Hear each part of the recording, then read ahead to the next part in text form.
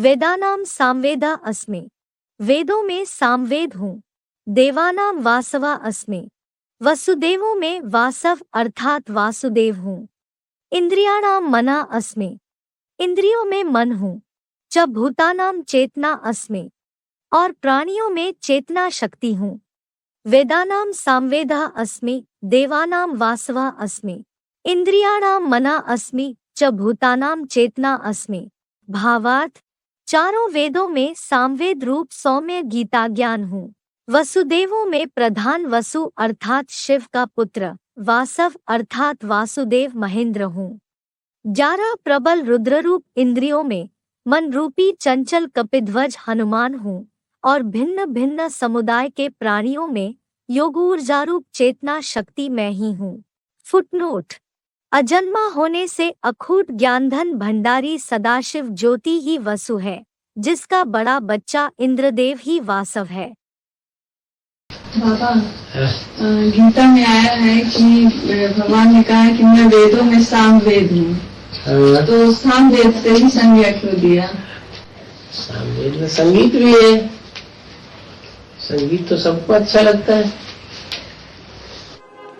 Poetry को पढ़ तो सब लेते हैं, कंठ तो सब कर लेते हैं, लेकिन उसके अर्थ को, गुह्य अर्थ को सब जानते हैं क्या? नहीं जानते ना। तो ऐसे ही जो मुरली के महावाक्य हैं, उनको सभी ब्रह्मा कुमार कुमारियों ने पढ़ा। गुह्यार्थ को जाना क्या है? नहीं जाना। गुह्यार्थ बताने वाला, वो गुह्य तो गुह्य पार्ट बजाने वाला जो सुप्रीम सोल है, वो ही है। वो सही अर्थ बताता है, सही व्याख्या करता है पोइट्री की। वो वेद की पोइट्री है गीता। गीता माने पोइट्री, कविता। किसी ने लिखा है, ब्रह्मा बाबा के मुख से वेदवाणी निकली और शिव बाबा के मुख से उसका क्लैरिफिकेशन निकला। तो गीता का भगवान शिव शंकर भोलेनाथ कहा जाता है, परंतु वाणी तो ब्रह्मा बाबा के मुख से भी निकली। 3 मूर्तियों में भगवान कौन है और भगवान का सबसे नजदीक सहयोगी कौन है? 3 मूर्तियों में भगवान कौन हुआ है? 3 मूर्तियां कही जाती हैं, तो वो देवताओं की 3 मूर्तियां हैं या मनुष्य राक्षस की 3 मूर्तियां हैं? देवताओं की 3 मूर्तियां हैं। 3 मूर्तियों में देवदेव महादेव किसको कहा जाता है? विष्णु को कहा जाता है या ब्रह्मा को कहा जाता है? शंकर को कहा जाता है। तो शंकर के रूप में ही गॉड फादर शिव प्रत्यक्ष होते हैं और उनके मुख से ही सच्चाई निकलती है, ज्ञान अमृत निकलता है। ज्ञान माने जानकारी। कोई मुख सिर्फ बोलता रहे और जानकारी किसी को कुछ भी न मिले,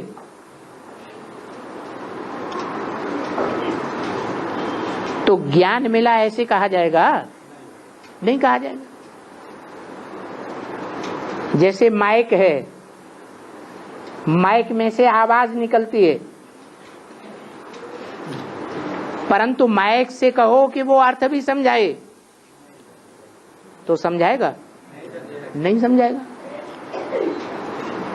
ऐसे ही गॉड फादर है। ब्रह्मा के मुख से या रावण के मुख से वेद शास्त्र तो निकलते हैं, शास्त्रों का ज्ञान निकलता है, लेकिन उन शास्त्रों का सार किसी की बुद्धि में नहीं बैठता। वो वेद शास्त्रों का सार जो समझाए वो ही भगवान है। वसुदेव एक ही है क्या? वसुदेव और वसुदेव और वसुदेव। वसुदेव एक ही है। वसुदेव और वसुदेव एक ही है। वसुदेव और वसुदेव एक ही है। वसुदेव और वसुदेव एक ही है। वसुदेव और वसुदेव एक ही है। वसुदेव और वसुदेव एक ही है। वसुदेव और वासुदेव, जैसे ब्राह्मण और ब्रह्मा, ब्रह्मा का बच्चा ब्राह्मण, एक मात्रा बढ़ गई, ऐसे ही वसुदेव, उसका बच्चा वासुदेव। वसु कहते हैं धन संपत्ति, वसुदेव माने धन संपत्ति का दाता, देवता। तो कौन सी धन संपत्ति का देवता है? ज्ञान धन का देवता है वसुदेव। वो वसुदेव है और उसका बच्चा वासुदेव। भगवान को दिखाया है, जो भगवान का साकार रूप बनता है। निराकार, आज की मुरली में क्या बताया? ज्ञान देने वाला निराकार है या साकार है? निराकार है, ज्ञानदाता वसुदेव और उसका बच्चा वासुदेव। वो ज्ञानदाता नहीं है, वो साकार है। वसु, वसु माने धन संपत्ति। कौन सी धन संपत्ति? हद की नहीं, बेहद की धन संपत्ति माना वसु हुआ शिव है। और जो शिव के बच्चे बनते हैं, पक्के पक्के श्रीमत पर चलने वाले, पूरी पढ़ाई पढ़ने वाले, पास विदानर, जो कोई प्रकार की सजा नहीं खाते, उनको भी वसु कहा जाता है। क्या? अपने अपने धर्म के बीज हैं ज्ञान में। तो ज्ञान की धन संपत्ति है अपने धर्म के परिवार में। जितनी उनके पास अखूट संपत्ति है धन की, ज्ञान धन की, उतनी और किसी के पास नहीं हो सकती। क्या? 8 धर्म है ना? कौन कौन?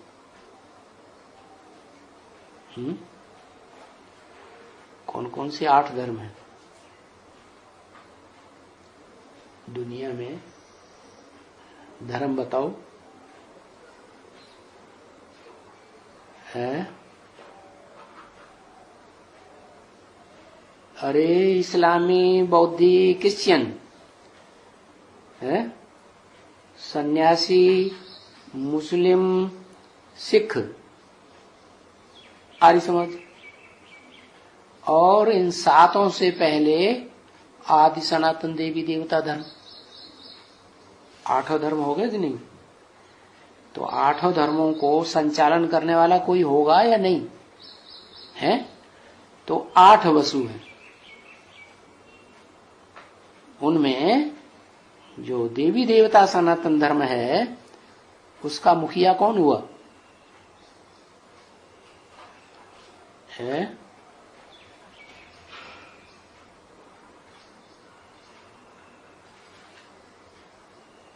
नारायण। नारायण तो विश्व को संभालेगा, विश्व पिता है, या घर को संभालेगा? आदि सनातन देवी देवता धर्म का जो फाउंडेशन है वो तो भारत में लगता है। भारत में ही वो आत्माएं पनपती हैं। तो जो विश्व पिता होता है वो तो सारे विश्व का पिता है। एक एक दिशा को नहीं संभालने जाएगा। इंद्रियाणि परान्याओ इंद्रियेभ्यः परम मन। मन जो है वो इंद्रियों से भी परे है। मनसस्तु परा बुद्धि। जो चंचल मन है ना, चंचल मन कौन है दुनिया में मालूम है? इस दुनिया का सबसे चंचल मन कौन है? और उसका रूप भी है और हमारी चंचलता के बहुत चक्कर काटता है। उसका नाम बताओ, मालूम हो तो? है?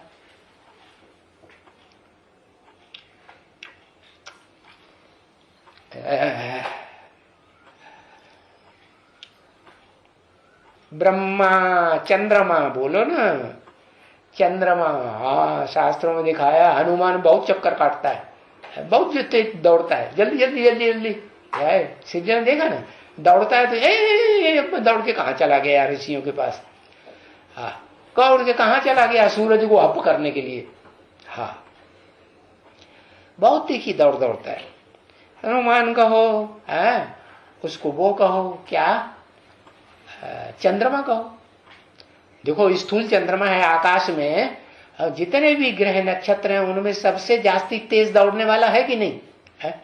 पृथ्वी सारे सूर्य का चक्कर लगाती है, और पृथ्वी का भी चक्कर है?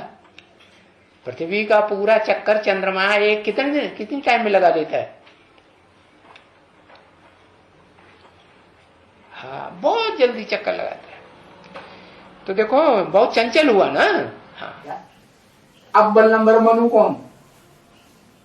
मनुआ, जिसका मन बहुत चंचल है, बहुत तीखा है। क्या?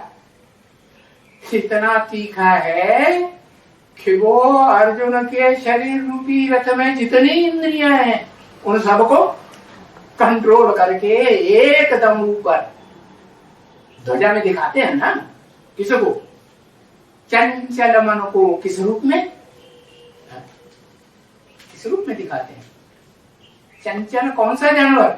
हनुमान। हनुमान के रूप में दिखाते हैं ना। जो निराकार है उसमें वो शक्ति भरी हुई है, जो अनेक प्रकार की विभूतियां बताई, उन विभूतियों में जो शक्ति भरी हुई है वो निराकार की ही भरी हुई है। शिव क्या है? शिव ज्ञान और योग का अपार भंडार है।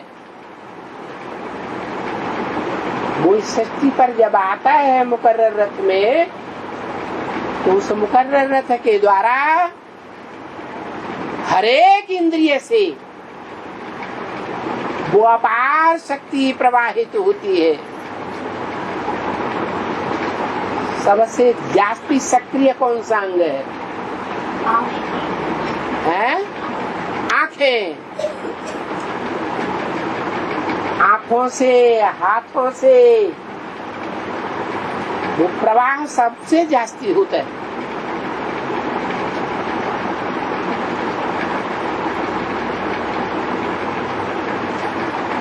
तो हर आत्मा एक प्रकार का पात्र है। कोई मन बुद्धि रूपी पात्र छोटा, कोई बड़ा, कोई मीडियम, नंबरवार पात्र है। जो 500-700 करोड़ मनुष्य आत्माएं हैं वो क्या है? पात्र है। बर्तन, छोटा बर्तन, बड़ा बर्तन। जो जैसा बर्तन संगम युग में वो उतना ही ज्ञान योग की पावर अपने में भर लेता है। वो पावर पहले जन्म से लेकर के और कलयुग के अंतिम जन्म तक काम देती रहती है। ज्यों ज्यों वो पावर घटती जाती है, क्यों तो कहते हैं कि 4 अवस्थाओं से पसार होता है। पहले सतो प्रधान, फिर सत्व सामान्य, फिर रजो, फिर अंत में तमो प्रधान हो जाता है।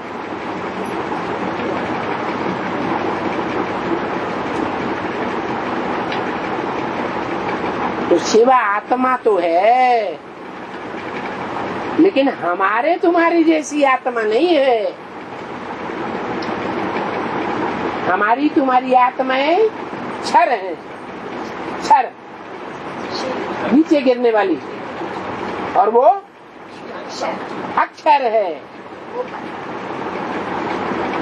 वो प्रवेश करता है, और प्रवेश करके जिस तन के द्वारा कोई का भी संग करेगा, कोई भी इंद्रिय से संग करेगा, वो क्षरित होने वाला नहीं है, पतित होने वाला नहीं है। इसलिए शंकर को अमोघ वीर्य कहते हैं। जो सदा करता भोक्ता जन्मा अगर बाहर रहता है, भले इस सृष्टि पर आता भी है तो भी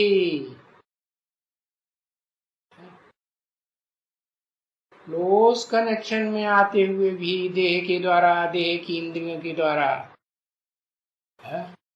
किसी के अटैचमेंट में आता है? नहीं आता है।